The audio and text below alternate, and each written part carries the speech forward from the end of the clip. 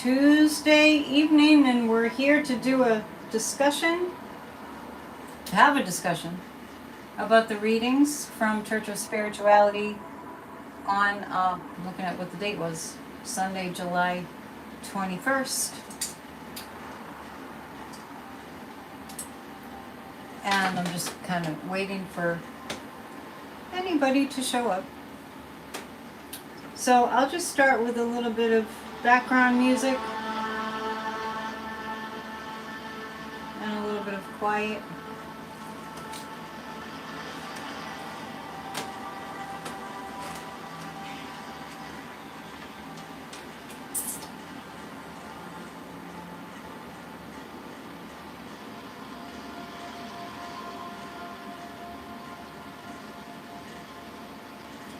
So we are live. I'm just kind of getting started, so I'm waiting for a few people to show up.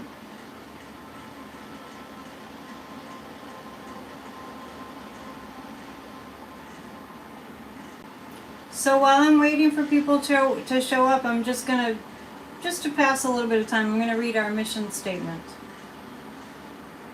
We believe we are all connected to divine intelligence, continually moving through all of life and through all living things.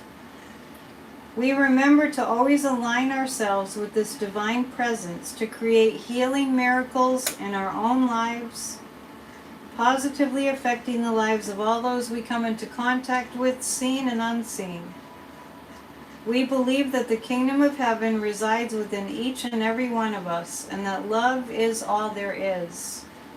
We know and acknowledge that we are one. That's our mission statement that we read every week. So welcome, welcome, welcome. I'm glad you're here. If you have not yet subscribed, go ahead and subscribe, and I appreciate it when people hit the thumbs up. This is our opportunity to do a deeper dive into the readings from Sunday. My sound is on the low side. I don't know how to fix that.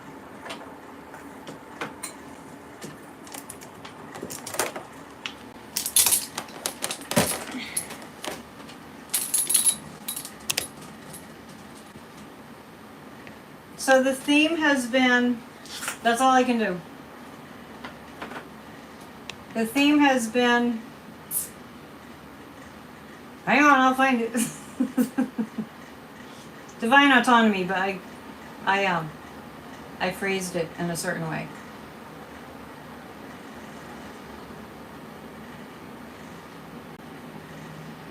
The role of divine autonomy has been the theme for July, and this coming weekend, believe it or not, will be the 28th.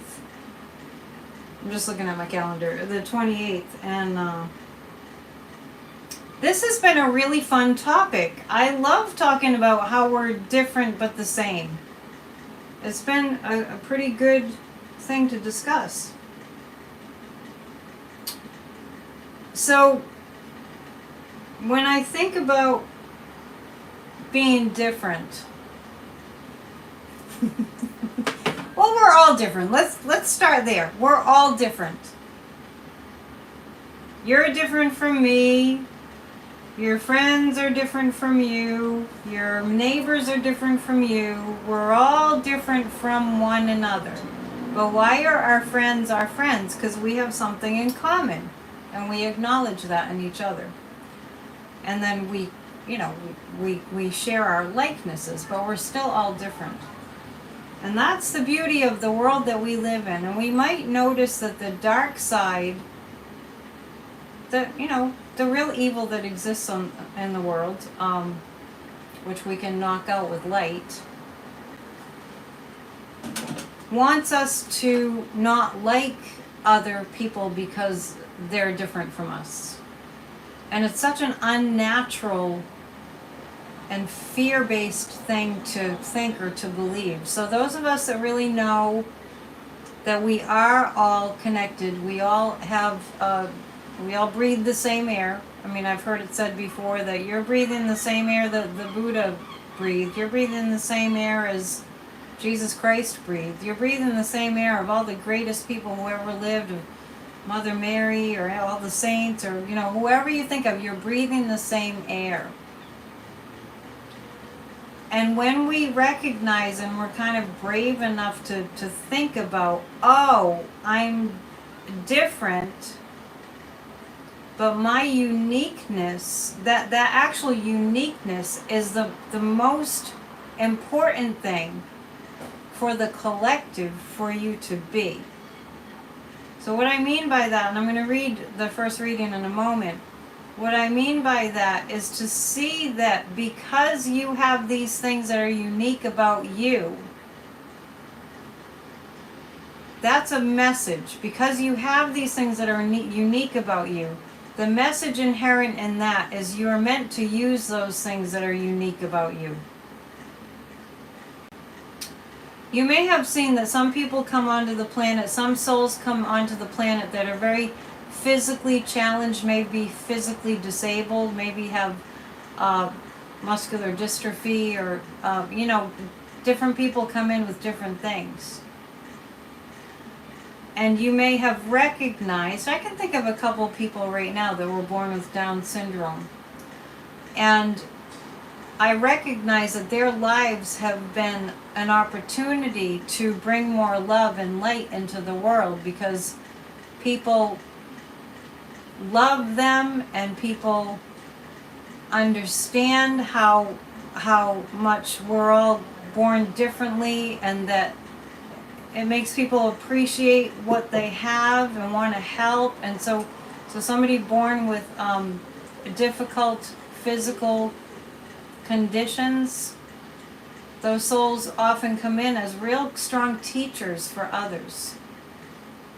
Mother Teresa came into the world to recognize that what was different about her was she saw the people living in abject poverty. I mean, really, that had nothing, and that were living in the slums of India.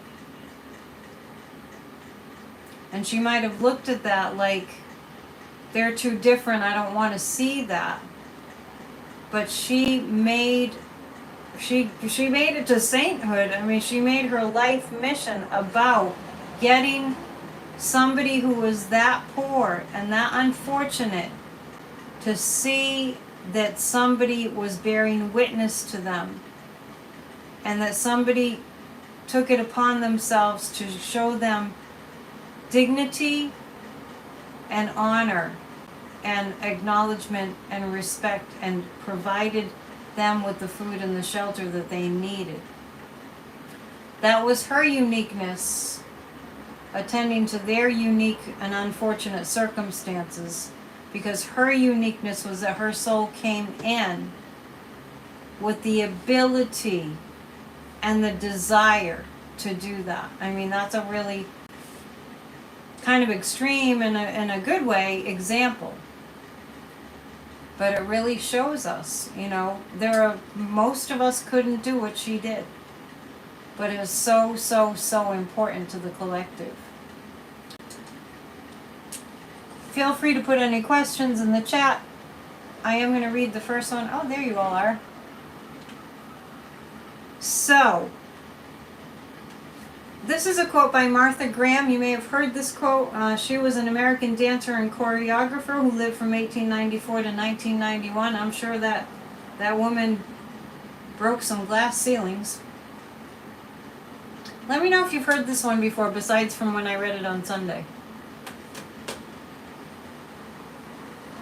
And I want you to take in these words. Just really take them in. And think about this. I want you to hold this thought while you're listening to these words.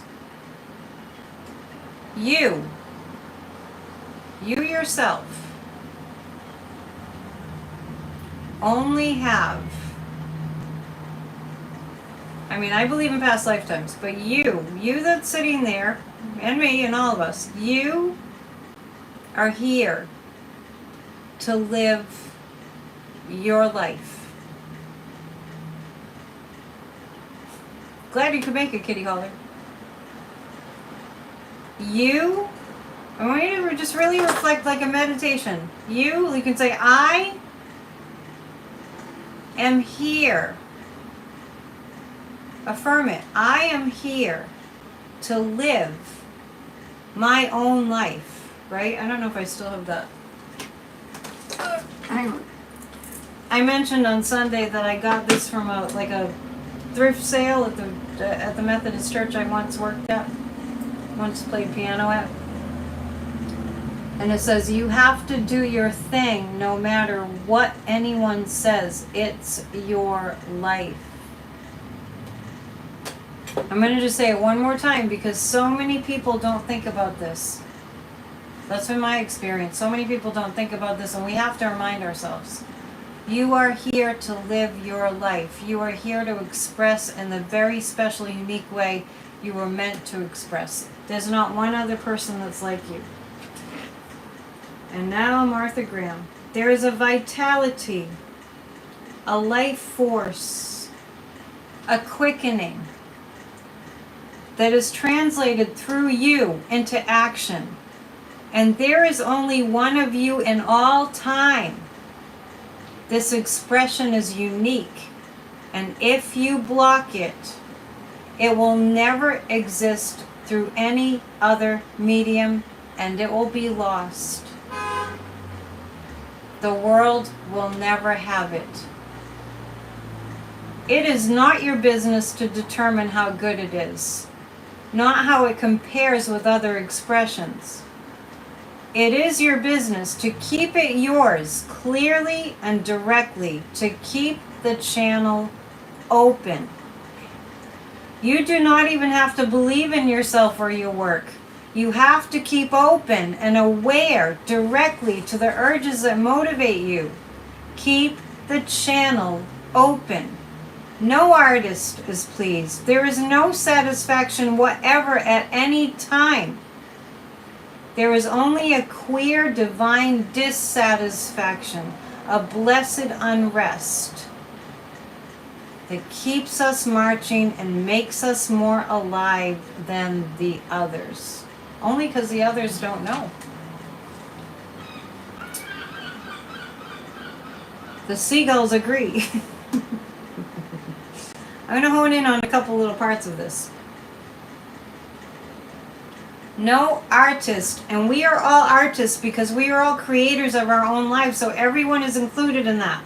Do not exclude the word art. Do not put that in a box of only people who paint and people who dance and people that play music and write. Don't say that they're the only ones that are artists and that you're excluded from that.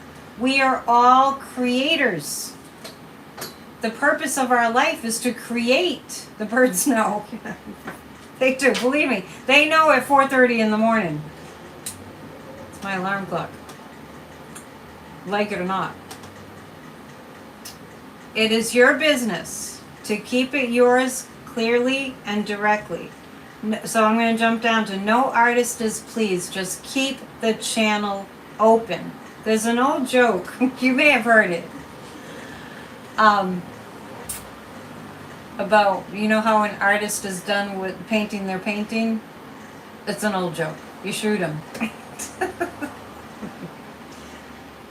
In the old days we could say things like that. But it makes the point that no artist is ever pleased. That's not a reason to not do your creation.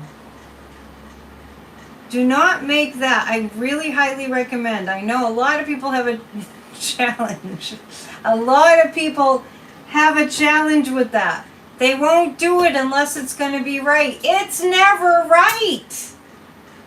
Give that up for good. I have mentioned that I have a spiritual teacher who's on the other side now. As is the person who used to tell the joke about how you know that an artist is done with their painting, you shoot them. He's on the other side too. They're my guides. My teacher, Toni Stone, who's a spiritual prosperity teacher from Vermont, she sent me a little flyer one day because she used to send all these quotes, and her husband still does. And it said, most of the people who have done the most greatest things on the planet were tired when they did it.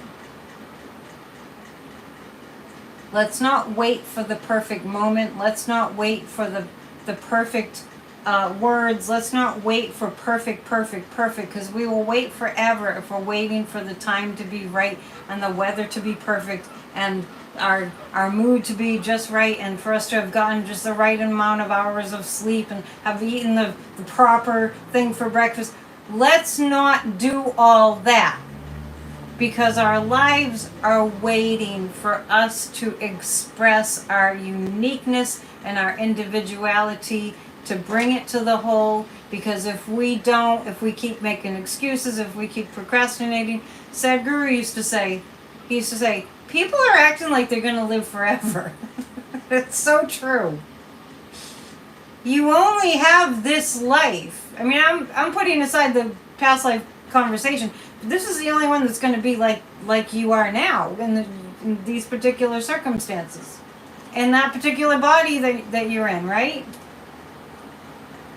With this particular genetic makeup and, you know, where you live and all of it. It's unique to you.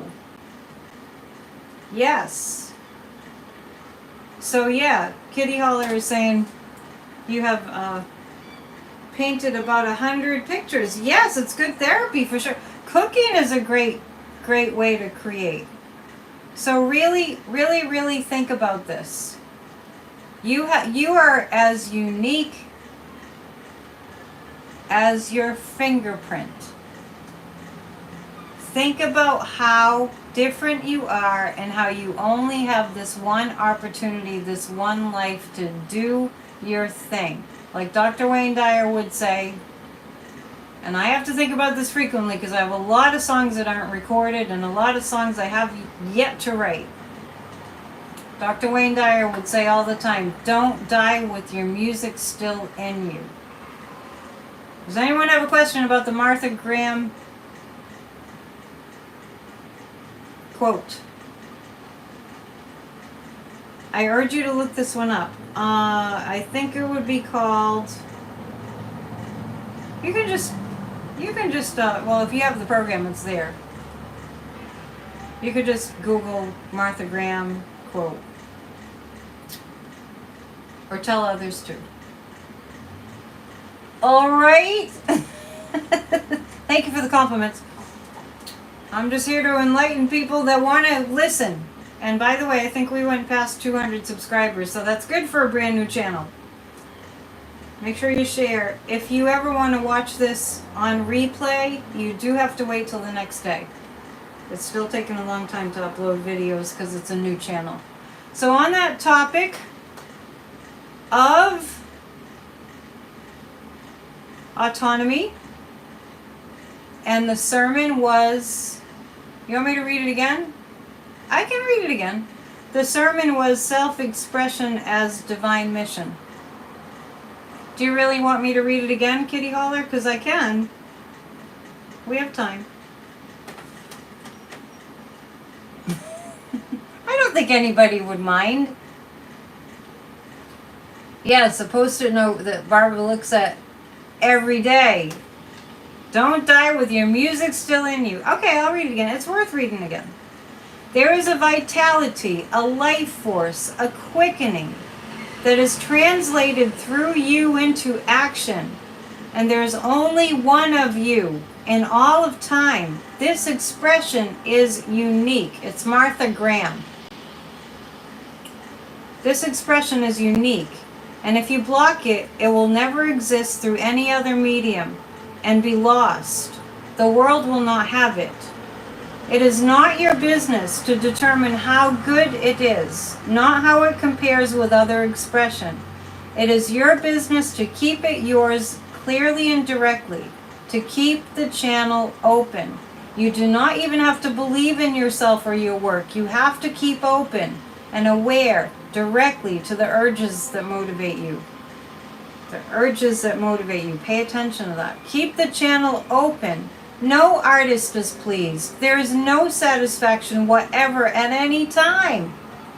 There is only a queer divine dissatisfaction, a blessed unrest that keeps us marching and makes us more alive than the others.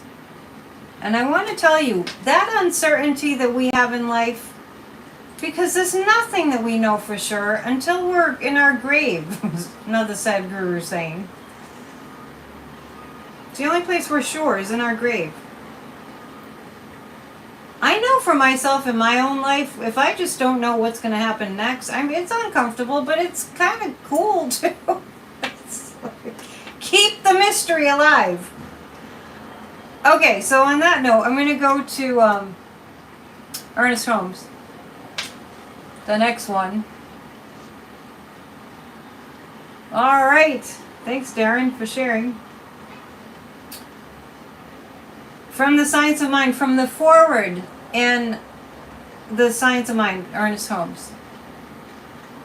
All right, read Innocent Potatoes' Good News.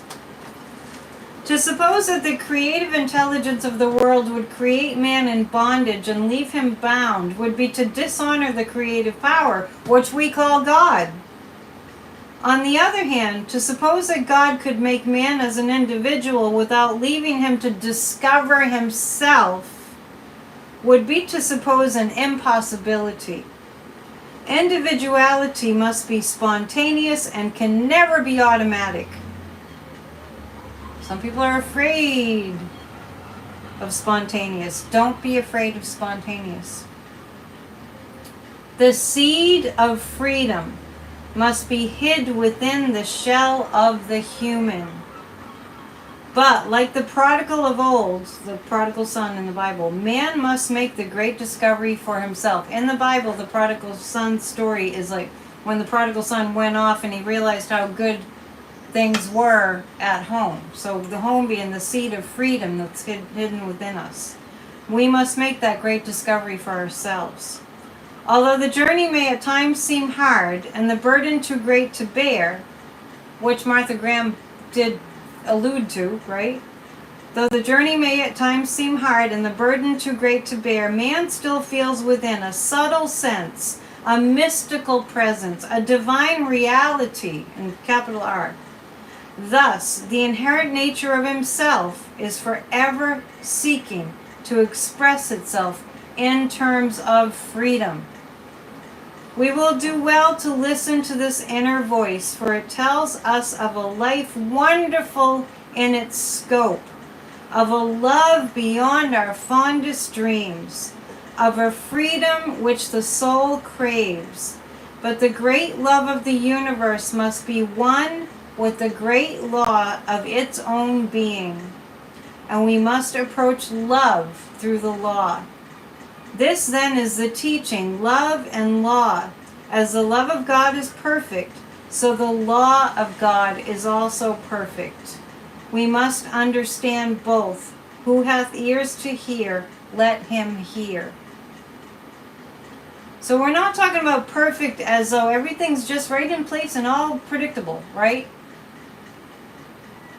You might notice in your own life and in the world and in the country, it's not neat. It's not all everything in its right place. It's not all predictable. No matter even if I work as a psychic, and it's not all predictable. Things are twisty and curvy, and so here's the thing. The most important thing is that we're expressing. It's not that we're perfect. And in fact, life is messy, exactly. And relationships are messy too. And I've met a lot of people in my spiritual counseling work who wait and wait and wait for things to be perfect, right? Or wait and wait for the perfect relationship. It's like, that's a recipe for failure, if there's any such a thing. A recipe for failure.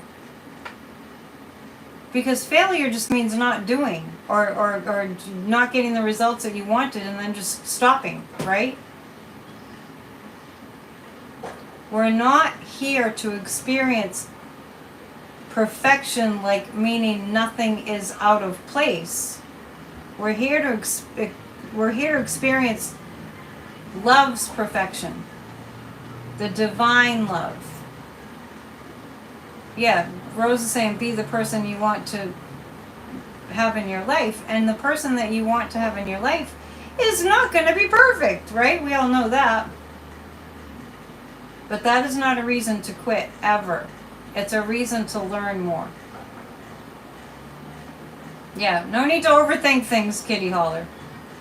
So let's, there's a lot in the readings for tonight. I don't want to keep you too long. But if somebody has a question, I'll go ahead and answer it. Otherwise, we'll keep it at just around this amount of time. Thank you for hitting the thumbs up. So go forth and heed these really important words. These are words that were written 100 years ago. They still apply. They're really important. And one thing that is for sure that I know is the more I become the more uncertainty becomes not something to freak out about, right? The more comfortable I become with uncertainty and the mystery. Like, my job is only to decide how I want things to be and to focus on that, either personally or in the collective, or they're all connected, right? And that's what this month has been about. So to just know that the mystery of life involves uncertainty, and that faith involves taking risks and knowing that things do work out. Look at what's going on in America right now. We get all upset when we don't know what's going to happen. But when we just kind of step back and we go, it's going to look really messy. I do my part.